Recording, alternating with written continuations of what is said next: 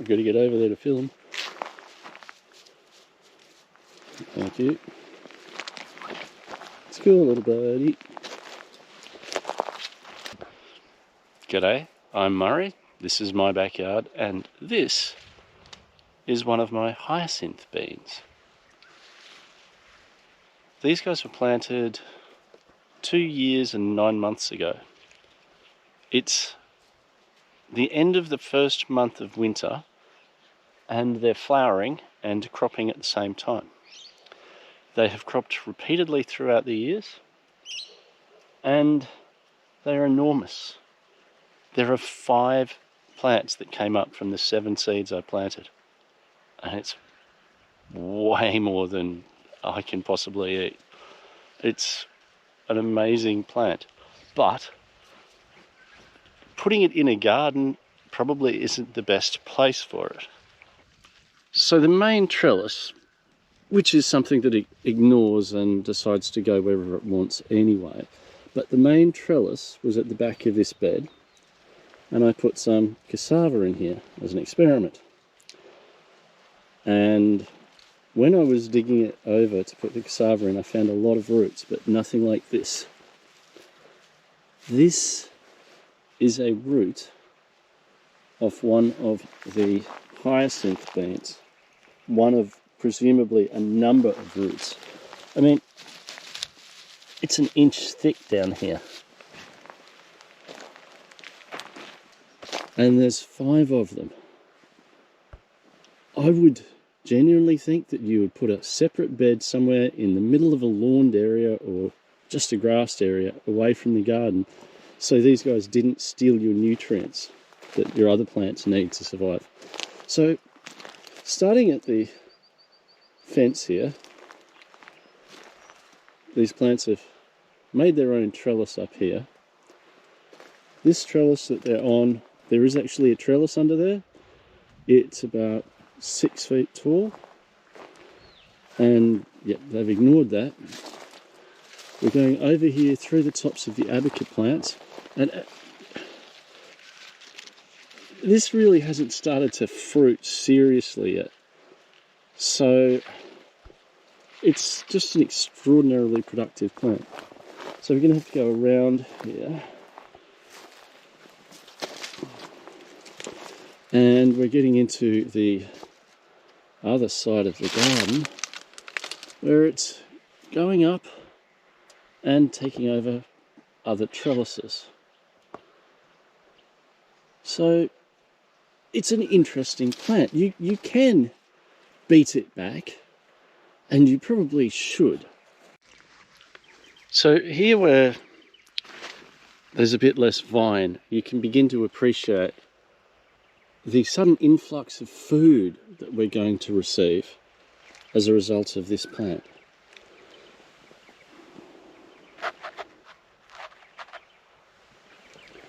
And it's still in flower. Now, one of the drawbacks to these beans is that as they get older, this one's just fine, the seeds harden up and they start to produce cyanotoxins. So you can't use the dried beans as a food. You can only use the younger pods, and before the seeds start to harden, is my understanding. Not having a lot of experience with these, we're a little bit more paranoid, and we try and go for younger pods only. And if there's a feeling of a seed in there, we tend to discard, which is probably wasting a lot of food, but we can't eat all this stuff anyway. The variety I'm growing has a complicated name. It is something along the lines of purple Nolgoldi Shim Sheem hyacinth beans. And there's a definite purplish tinge to it. So this is the back side that gets afternoon sun, and it does not seem as happy. Now, you'll have to forgive the look of these leaves. That's dust from recent earthworks. So they usually look a bit shinier than that. We're going to get rain in a couple of days. But yeah, I don't water out here because it's the back of the plant. But look at that mess. I'm going to have to clean that off one day. I hope it's easier than it looks. So the vine, when it sends out its tendrils to try and take over the world, they're very weak tendrils, and they're easily damaged by the wind blowing them into the fence, etc. But somehow it still manages to go quite well. And let's have a look here. We should be able to see the trunks down below.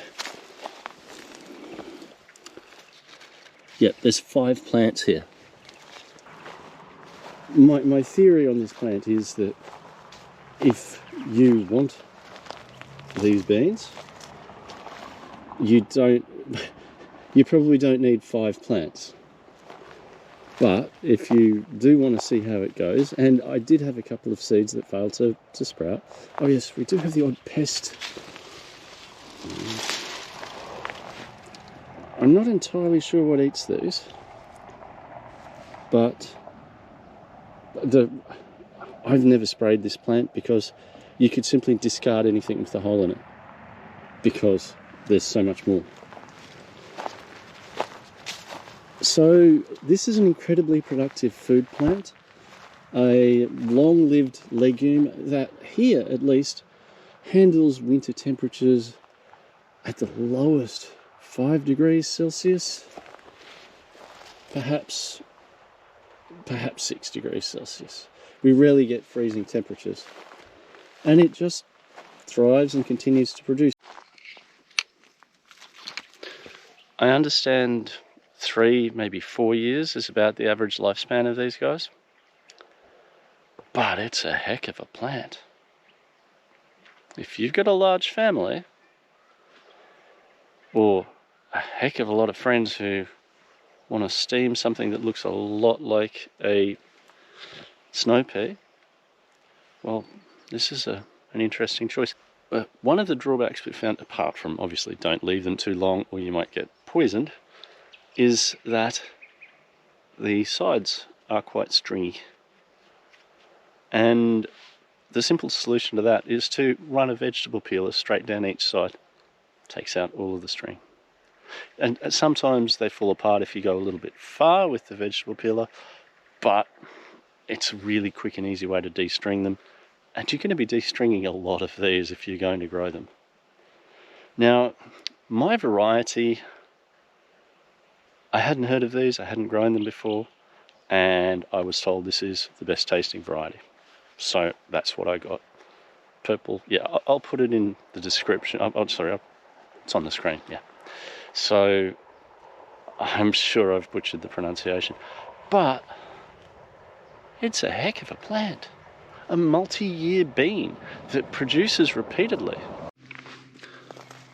I'm not the person to talk to about the best tasting hyacinth beans on the market. I really don't know. I've just had this one. And you know,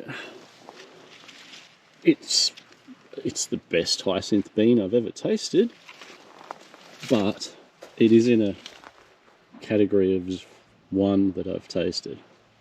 It's not objectionable in any way. It's relatively bland. Again, not being an expert, I'm not noticing the subtleties, but it's a perfectly acceptable green vegetable that you would not object to in any kind of stir fry, any kind of meal.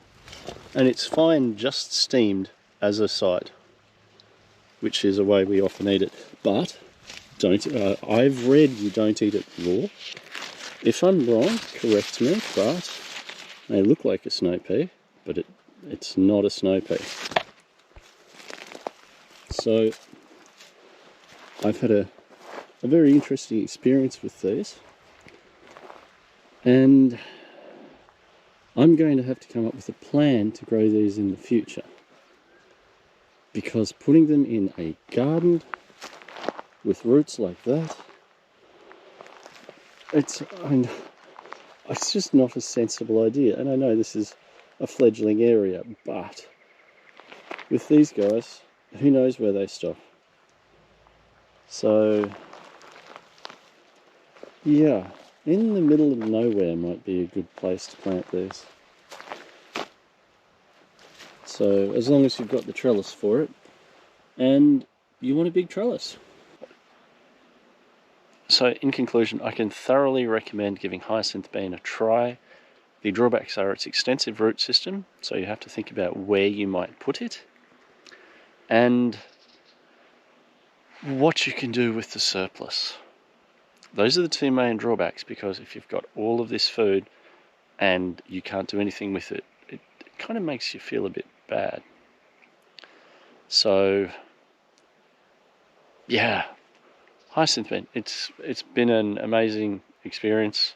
I would do things differently, but it's a bit of a pain to set up a trellis in the middle of nowhere and then water that in addition to all of the other things.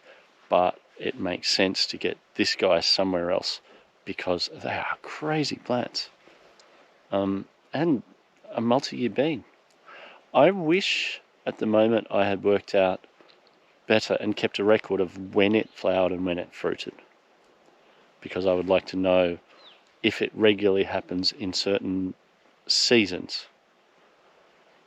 I don't know how this would go if you get frosts. I think it would go badly. So if you live in an area subject to frosts, do your own research on it and work it out, and let me know in the comments as well, or let other people know in the comments, because I don't think this is going to survive in the tropics. It's got a very definite bean or climbing bean style of leaf, and I just can't conceive this could survive in the tropics. Sorry, in the frost or the colder regions, and be a perennial. And it really is a perennial because it takes a while to get going. But yeah, I planted in September, which is our spring, and they really didn't take off. I think they first flowered in winter, which was a surprise. But they're flowering now in winter, and they've set a heap of fruit. So it's an odd plant. It's quite unusual. Even one in a garden wouldn't do too much damage to the rest of your garden. If you wanted to try one, plant a couple of seeds and let one come through. But yeah, I can strongly recommend giving this guy a shot. And I'd wonder how many pounds of food you'd get each year off a single plant rather than 5. And we've never weighed because we just can't pick it all. And it's hard to find as well with this much vine. So yeah, well, I better wrap up there. If I think about anything else to say, I'll either add it in the comments or do another short video on it. But yeah, amazing plant, hyacinth bean. Something I'd never heard of until I came across it while I was roaming around on eBay, and I thought, ooh, that sounds interesting. I didn't even know at that stage that it was perennial. So good luck to you and all your endeavours, and particularly in the garden. I hope you'll think about the hyacinth bean. I hope you'll join me for another video. Feel free to subscribe, comment. I really do appreciate comments. And yeah, I hope to see you on another one. Have a good one.